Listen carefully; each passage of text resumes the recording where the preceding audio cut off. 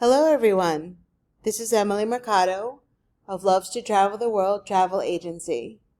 Today we're traveling to Bologna, Italy, a city in northern Italy near Florence, Modena, and Venice. It's important to note that Bologna is the capital of Emilia-Romagna, a region in northern Italy. You can see all the best sites in a couple of days, but my recommendation would be to allow a little bit longer to truly explore the city and to get a sense of everything that the city has to offer. If you're an art or history buff, there are many important sites that you can see. Bologna is famous for its food. It is a foodie haven, to be sure. There's also the Bologna University, and there are many, many incredible museums that you can see. It's definitely worth making the trek to spend a week or even up to 2 weeks. If you want to make Bologna a hub, you can travel by train to cities such as Modena, Venice, or Florence in just about 60 minutes. Bologna is a very walkable city, especially if you have a family or children. Bologna is very safe during the day and at night, but as always, it is very important to take safety precautions. Getting to Bologna. You can either drive, fly, or take the train. The local airport, G. Marconi, BLQ, offers convenient flights to and from just about anywhere in the world. The local train station, Bologna Centrale train station, provides easy access to all the major cities in Italy. You can easily reach such cities as Florence, Venice, and Rome, and Naples just a little bit farther south. As of June 2020, you can travel from Bologna to Reggio Calabria. The AV train takes about 8.5 hours. You want to make sure that Bologna is a priority if you're also going to Milan, Florence, or Venice. My recommendation is that if you are going to Milan, Florence, or Venice in addition to Bologna, you definitely want to spend 2 weeks or more, because there's so much to see in each of these places. But today we're going to focus on various sites within Bologna. The first place that I want to highlight is the Piazza Neptune and the Fountain of Neptune, the Fontana del Nettuno. The fountain was built in the 16th century by Giambologna. The square was dedicated to Neptune and was meant to glorify the papal government of Pope Pius IV. The design and assembly of the fountain was completed in 1563 by Palermo architect Tommaso Loretti. The materials were made from local boulders, and the marble on the outside is from Verona. The statue was originally a model for the Fountain of Neptune in Florence, which was submitted by Giambologna. He eventually lost the commission to Baccio Bandinelli. This particular fountain is a famous meeting point for locals, and locals and tourists alike are often found relaxing at the foot of the fountain. A couple of fun facts. Students often walk in circles around the fountain in order to pass an important exam. It's interesting to note that it was Giambologna himself who was very careful in planning the fountain. He circled the pedestal, often thinking about how to best build the statue. At Christmas time, there is a large tree display that is lit in the square. It's a popular event for locals and tourists alike. If you notice at the top of Neptune's trident, you'll notice that it is actually also the logo for Maserati cars, which I think is a pretty interesting connection. The Piazza Maggiore, in English, that's the main square, the main plaza. It's in the very center of the city, pictured on the right. It's the main square of Bologna. It's another meeting place for people, locals and tourists alike, to meet, socialize, relax, and spend time together. It's of great historical importance. There are many historic buildings in the square, including the Basilica of San Petronio, City Hall, the Palazzo del Podesta, and Palazzo dei Notai. San Petronio. It's the main basilica in Bologna. It's located on the south side of the Piazza Maggiore. Construction began in 1390, but the main facade that remains unfinished to this day. It's important to note that San Petronio is the saint patron of the city of Bologna. The most impressive feature, pictured on the left, is the Cassini Meridian line, which was designed by Giovanni Domenico, who was a professor at Bologna University in 1655. It is one of the most significant time-telling astronomical instruments in the whole world. It's a sundial that works by when sunlight enters through a small oval in the roof of the church. At noon local time, every day, the light projects an elliptical image on the line in a position that is slightly different each day of the year. It is said to be exceptionally accurate. The two towers, Due Torri. Medieval Bologna is very different from the Bologna today, from the Bologna of today. Many of these towers that were found in medieval Bologna were built by wealthy families for defense and also to show off their immense wealth. In the Middle Ages, there were as many as 180 towers that often gave a sense of prestige and protection. Today, the two towers mark the center of medieval Bologna, and they stand side by side in the Piazza de Porta Ravignana. They are among the few surviving medieval towers scattered throughout the city. They have become a famous symbol of Bologna, and they are so tall that they seem to defy gravity and age. The Asinelli Tower, the taller of the two towers, stands at about 97 meters high. There's a challenging 498-step climb to the top, and there is an outdoor rooftop observation deck. Early morning or late afternoon is the best time to go out and to the observation deck. The Asinelli Tower got its name from the family that built it between 1109 and 1119. Initially, the Asinelli Tower was only 60 meters high, but it was made higher to emit bright warning signals that could be visible from a long distance away. Canals in Bologna. Naturally, Venice would be the first place that you would think of when it comes to canals. Bologna also has a number of undiscovered canals, and it's very highly recommended to try to look for them.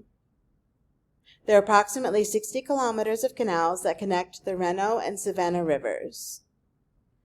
Most of these canals are hidden, but Bologna is one of many cities in this region that have hidden canals either underneath the buildings or underneath the streets. There's only one place to see one of Bologna's canals, through a little window, La Finestrella, on Via Piella, pictured on the left. The rest of Bologna's canals remain hidden. Bologna University. This university is very unique because it's one of the oldest universities in the Western world. It was founded in 1088 by an organized guild of students. It was granted a charter by the Holy Roman Emperor Frederick I Barbarossa. Bologna University does not have a specific campus, like one might think of a traditional university. Rather, classes are held all over the city.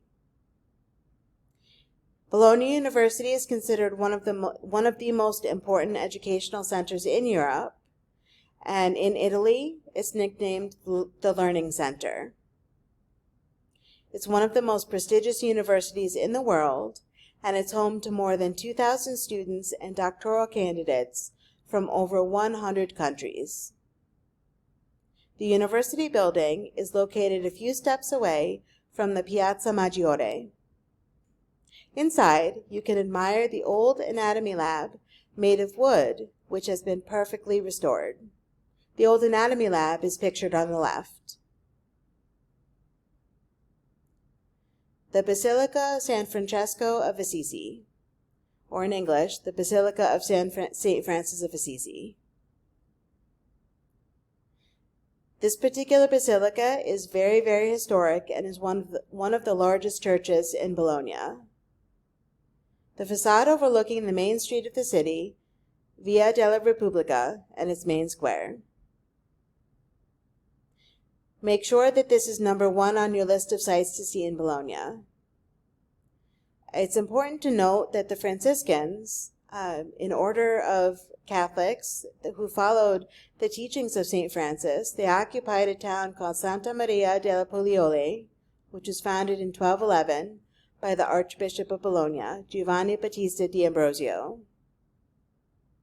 Since 1211, Bologna was headquarters of this particular Franciscan order. Pope Gregory IX and the local authorities gave the monks the land on which the basilica stands today, as well as their church. This basilica was built between 1236 and 1254, and the main building was completed in 1263. It's one of the most famous buildings in the city of Bologna and the second largest in Italy, behind St. Peter's in Rome. It's located in Malpighi Square, and you can marvel at three sarcophagi in the fence that surrounds San Francesco. There are small lions around the gates, around the apse of St. Francis, that guard the visitors. There are 2 freestanding tombs on the site. They represent a truly unique construction and a rare sight in Italy. It's definitely worth going to see. There are museums galore within the city of Bologna. Just the museums are worth the trip. At the time of this video, there are over 80 museums. Only the most popular are listed here.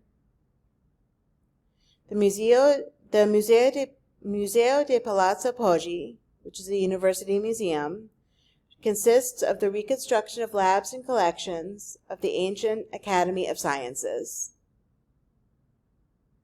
The Medieval Museum, also called the Museo Civico Medievale, it opened in 1985, is located in the Palazzo Ghislardi Fava. It's the most significant part.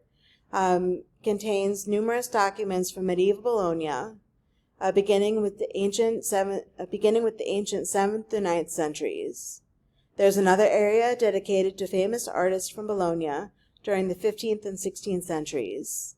Collections include, but are certainly not limited to, weapons, ivory, glass, and ancient manuscripts. The Museo Civico Archeologico, or the Civic Archaeological Museum, located in the city center near the Piazza Maggiore and the Church of San Petronio. It highlights archaeological finds in Italy and is very highly representative of local history from the prehistoric period to the Roman age. It's important to note that this particular museum houses the largest collection of Egyptian art and artifacts in Europe, and is often called the Egyptian Museum in Bologna. The Museo Palazzo Pepoli, it's definitely a must-see in the Palazzo Pepoli. It opened in January 2012, and the displays in this museum are dedicated to Bologna's history, culture, and transformation over time. and you can journey through 2,500 years of history. The National Art Gallery of Bologna, the Pinacoteca Nazionale di Bologna, is the most famous art museum and a must-see in Bologna. It's located in the University District, inside the same building that houses the Academy of Fine Arts. There's an extensive collection of paintings from Emilia-Romagna, dating from the 13th to the 18th centuries, and there are many other significant works by artists tied to the city. As you can see, you can spend your entire time just looking at museums. Local food. A stay in Bologna wouldn't be complete until you sample some of the food. Fresh pasta and cured meats abound. Some of the best food in Italy can be found within the city of Bologna. The core of traditional Bologna meal is tagliatelle, which is a fresh pasta made of just eggs and flour, similar in shape to a flat linguine. A bolognese sauce, also called ragu, which is a sauce composed of meat, vegetables, and wine. Noticeably absent is an abundance of tomatoes. There are some tomatoes, but it is primarily a meat sauce. An example of this dish is pictured to the right. Tagliatelle ragu can be found on pretty much any local restaurant's menu in Bologna. A helpful hint: don't look for spaghetti bolognese here. Spaghetti bolognese is an Americanized dish which does not exist in Italy.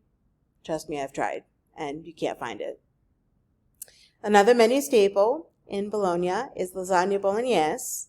It consists of green spinach pasta noodles with ragu and bechamel and Parmigiano Reggiano cheese, which is a local cheese to the Reggiano Emilia region. There's also a very heavy reliance on pork and cheeses that can be found in and around the Emilia-Romagna region. An example is the famous mortadella, which is sometimes called bologna in English. In addition, Parmigiano Reggiano cheese is very, very popular in this area as well. Don't forget about the tortellini, pictured on the left. It's another famous pasta to see and eat. Depending on who you ask, some say this kind of pasta originated in Modena and not Bologna. Even so, the recipe for tortellini was registered with the Bologna Chamber of Commerce in 1974. The tortellini pasta, like tagliatelle, consists of a flour and egg dough. The filling contains a mixture of meat and cheese.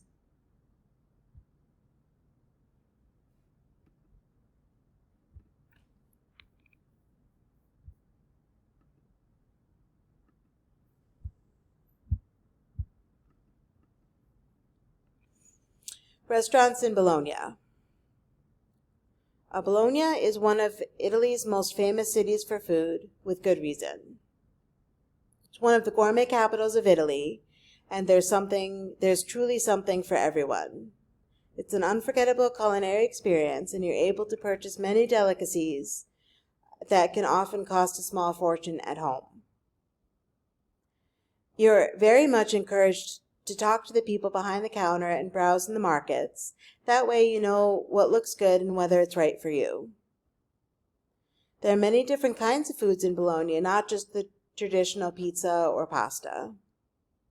There's an abundance of restaurants within the city.